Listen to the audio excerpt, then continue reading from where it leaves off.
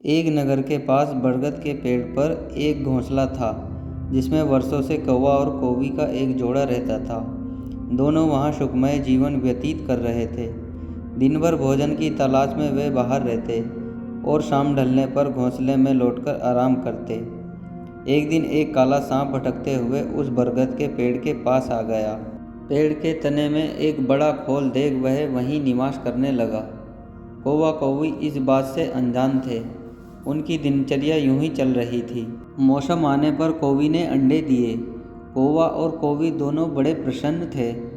अपने नन्हे बच्चों के अंडों से निकलने की प्रतीक्षा कर रहे थे।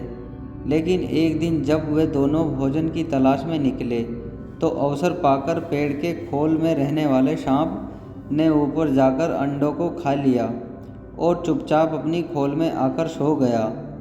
कौवी कौवे लौटने पर जब अंडों को घोंसले में नहीं पाया तो बहुत दुखी हुए। उसके बाद से जब भी कौवी अंडे देती, सांप उन्हें खाकर अपनी भूख मिटा लेता। कौवा कौवी रोते रह जाते। मौसम आने पर कौवी ने फिर से अंडे दिए, लेकिन इस बार वे सतर्क थे। वे जानना चाहते थे कि आखिर उनके अंडे कहाँ गायब हो जाते हैं। योजना अनुसार एक दिन वे रोज की तरह घोंसले से बाहर निकले और दूर जाकर पेड़ पर छुपकर अपने घोंसले की निगरानी करने लगे। कौवा और कौवी को बाहर गया देख काला सांप पेड़ की खोल से निकला और घोंसले में जाकर अंडों को खा गया।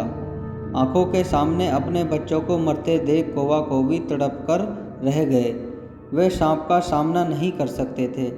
वे उसकी तुलना में कमज़ोर थे, इसलिए उन्होंने अपने वर्षों पुराने निवास को छोड़कर अन्यत्र जाने का निर्णय किया। जाने के पूर्व वे अपने मित्र गीदड़ से अंतिम बार भेंट करने पहुँचे।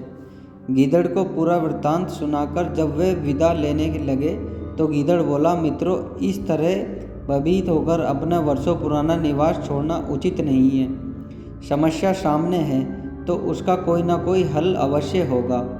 कौवा बोला, मित्र, हम कर भी क्या सकते हैं? उस दुष्ट सांप की शक्ति के सामने हम बहुत कमज़ोर हैं। हम उसका मुकाबला नहीं कर सकते। अब कहीं और जाने के अलावा हमारे पास कोई चारा नहीं है। हम हर समय अपने बच्चों को मरते हुए नहीं देख सकते। गीदड़ कुछ सोचते हुए बोला, मित्रों, जहाँ शक्ति काम ना आए वहाँ बुद्धि का प्रयोग करना चाहिए। यह कहकर उसने सांप से छुटकारा पाने की एक योजना कौवा कौवी को बताई। अगले दिन योजना अनुसार कौवा कौवी नगर के सरोवर में पहुँचे, जहाँ राज्य की राजकुमारी अपने सखियों के साथ रोज स्नान करने आया करती थी। उन दिन भी राजकुमारी अपने वस्त्र और आभूषण किनारे रखकर सरोवर में स्नान कर रही थी। पास ही सैनिक निगरानी कर रहे थे। अवसर पाकर कौवे ने राजकुमारी का हीरो का हार अपनी चोंच में दबाया और काँव काँव करता हुआ राजकुमारी और सैनिकों को दिखाते हुए ले उड़ा। कौवे को अपना हार ले जाते हुए देख राजकुमारी चिल्लाने लगी। सैनिक कौवे के पीछे पीछे भागे। वे कौवे के पीछे पीछे बरगद के पेड़ के पास पहुंच गए। कौवा यही चाहता था। राजकुमारी का हार पेड़ के खोल में गिराकर वह उड़ गया। सैनिकों ने यह देखा तो हार निकालने के लिए पेड़ के खोल के पास पहुंचे। हार निकालने के लिए उन्होंने खोल में एक डंडा डाला। उस समय सांप खोल में ही आराम कर रहा था।